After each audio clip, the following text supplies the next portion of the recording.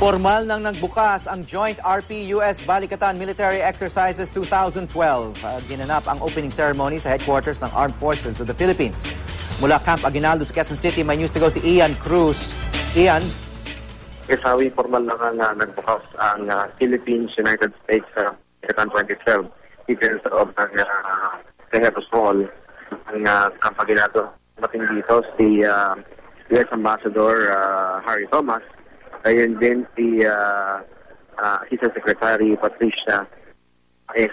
na humalili kay Secretary Albert Del Rosario dahil nasa Amerika dito. Hawi, ang taong ito ang pagkit ng mga opisyal ng Amerika at ng Pilipinas. Ay ikadalawamputwalo na raw ito sa serye. Ngunit sa pagkakataong ito, Hawi, ang focus nila more on disaster response. So magkakaroon ng pagtutulungan ang tropang response kagaya na lamang kung magkaroon ng mga bagyo at iba pang mga kalamidad dito sa ating bansa. At Hawi, sa unang pagkakataon ay makakatuwang din ng mga Amerikano at tropang Pilipino ang ilan sa mga nasyon sa Asia. Nakita natin dito may mga representative mula sa Japan at sa iba pang mga bansa. Meron din tayong mga nakita na mula sa Australia. Kasama rin dito, Hawi, ang NDRMC, ang MMDA at iba pang mga asosyong medikal dahil ang tutugunan nga sa mga tutugunan ng balikatan ay kung paano mabilis na magkakaroon ng response kapag nagkaroon ng kalamidad. Pero syempre, Hawi, hindi rin mawawala yung mga aktibidad, mga field exercises, kagaya nga ng mga amphibious landing at yung iba pang counter-terrorism activities o yung mga pag-counter nila sa mga terorismo. At ito ay magaganap, Hawi, sa Nueva Ecija, sa Palawan, at meron din mga exercises na gaganapin dito sa Metro Manila, Hawi.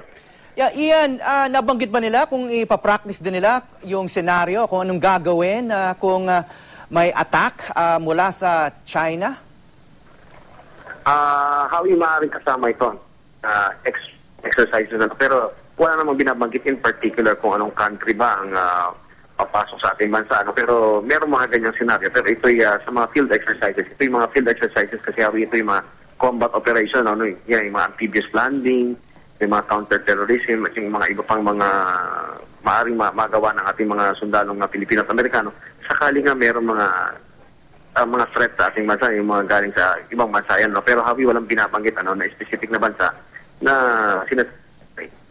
kakalabanin nila. Pero may mga sinasabi nga traditional and non-traditional na mga exercises na may enhance daw dahil nga sa balikatan exercise, Hawi. Yeah.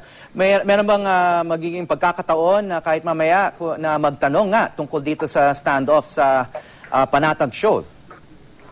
Hawi, sa ngayon kasi sa mga sandaling ito kasi ay katatapos wala ng formal na pagbubukas. So nag-uusap-usap pa yung mga opisyal ng AFP tsaka ng US Armed Forces kasi Ambassador Thomas ay inilabas sa isang daan na nasa kayo natin siya makakausap. Pero susubukan sabi na makakuha ng mga mga detalye tungkol nga dyan sa stand-up sa Scarborough Shoal. Pero katulad nga ng binabanggit ko sa iyo kanina, walang in particular country na pinaghahandaan naman itong balikatan exercises. Kasi ito daw ay matagal ng tratado ng ating bansa, yung Mutual Defense Treaty, alin na po isang taon na merong treaty ang Pilipinas at ang Amerika kung nga sa ugnayan nito, sa tulungan, in times na nga ng mga ganito, mga classic aggressions mula sa ibang bansa at may mga threat sa ating bansa. So ito lamang daw ay isa pagpapakita na ang matagal na tradisyon ng Pilipinas at ng Amerika ay umiiral pa rin at ang ating partnership ay hindi lamang sa pakikipaglaban kundi maging nasa disaster response, Hawi. Okay, maraming salamat. Ian Cruz mula sa Camp Aguinaldo.